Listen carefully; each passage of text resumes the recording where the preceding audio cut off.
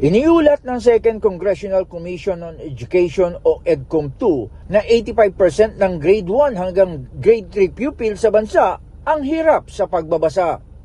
Isa lamang ito sa mga issue sa dinaranas na learning crisis sa bansa. Batid ni Muntinlupa City Mayor Rupi Biaso ng problemang ito na kinakaharap ng mga batang mag-aaral kaya't sinimulan nila ang Basa Batang Munti program. Kabilang ito sa learning and education programs ng gobyerno na layuning mahikayat ang mga murang isip na masihan at lubos na matuto sa pagbabasa. Well, considering yung problema natin sa edukasyon, yung findings na isa sa mga weaknesses ng mga estudyante natin ay reading. Mahalaga ito na habang sa maagang edad ay na-entice natin sila sa pagbabasa. Kasi yan ang nakita natin na parang nag-fall back tayo. Kaya yung program namin ganito, in-encourage namin yung mga bata na maliliit na ma-excite pagdating sa mga reading activities. Parang naging mechanical yung pagbabasa. No? So, ang importante kasi yung napapractice nila ito regularly para ma-sharpen yung minds nila sa pag-uunawa kung ano yung binabasa nila. Ayon sa alkalde, isa sa mga dahilan di umano ng problemang ito sa pagbabasa ng mga bata ay ang labis na pagbabad sa paggamit ng gadgets, partikular na sa cellphone. Isa pa anya sa tugon na ginawa ng pamahalaan lungsod ay ang pagpapatayo ng mga parke at playground para sa mga batang Muntinlupeño. Nadalas na ang mga bata sa gadgets, puro visuals lang na hindi na nila na-exercise yung critical thinking nila.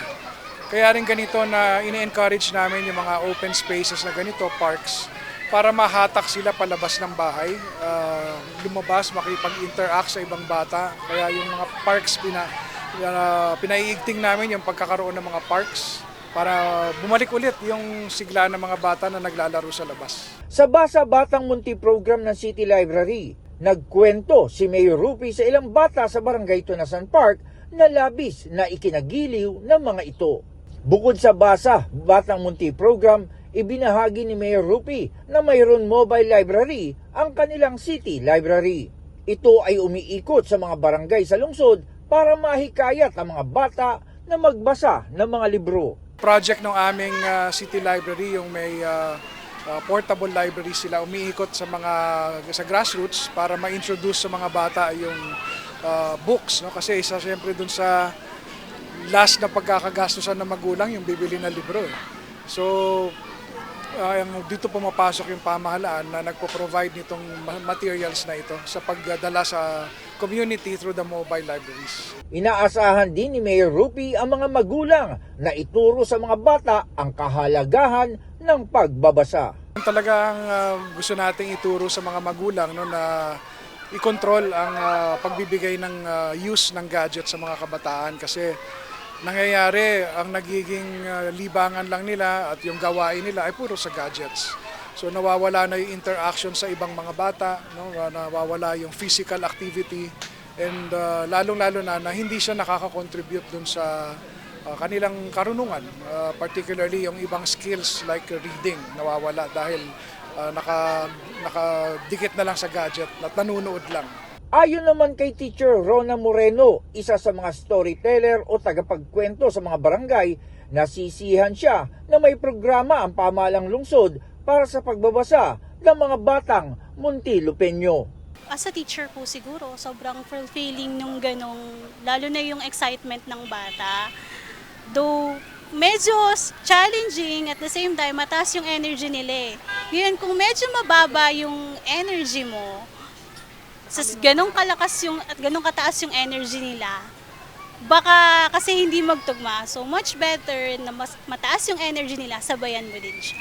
Bago ito, nakibahagi si Mayor Rupi sa Psychology Students Assembly sa pamantasan ng lungsod ng Muntinlupa. Sa susunod na henerasyon, dapat maipasa namin yung mantle of leadership and to bring Muntinlupa to greater heights. We are here temporarily, kaming mga naglilingkod ngayon. And our role and responsibility is to ensure that we equip the next generation of Muntinlupeños to be ready to take on leadership in the future. And as psychology students, you have the potential. Now, if we take a look at your theme, Psych in Action, Understanding Mind, and Creating Change. Binanggit niya na posible na ilan sa mga kaharap na psychology students ang maging solusyon sa kapos na bilang ng guidance counselor o tagapayo ng gabay sa mga pampublikong paaralan sa Muntinlupa City. Anya, sa 28 public schools sa lungsod, 2 lamang ang may guidance counselor. Sinusuportahan namin ang pamantasan ng lungsod ng Muntinlupa sa education curriculum nila, particularly yung sa psychology. Kasi ito nga yung isa sa mga kakulangan natin.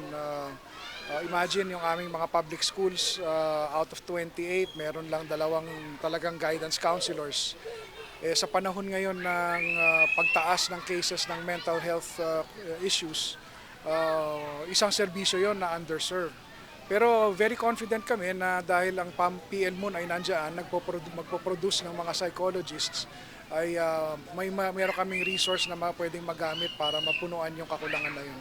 Ipinagmalaki rin ng alkalde ang mga programa ng lungsod na sumusuporta sa mga batang Muntinlupeño mula sa kanilang pagkabata hanggang sa sila'y lumaki at magtrabaho. Bahagi yan ng program namin na Womb to Work, yung pinangangalagaan yung ina na may batang sinapupunan para paglabas ng bata ay meron na siya kagad yung the necessary capabilities, no? Kasi pagka hindi maganda ang pagbubuntis, it results in a child that is disadvantaged na kagad. So kaya Womb to Work yung program namin.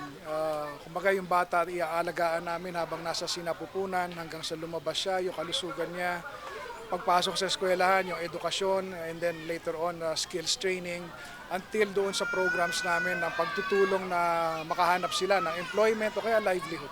John Escocio, Radyo Inquirer Online. Bayang nagtatanong, mamaya nag-uusisa.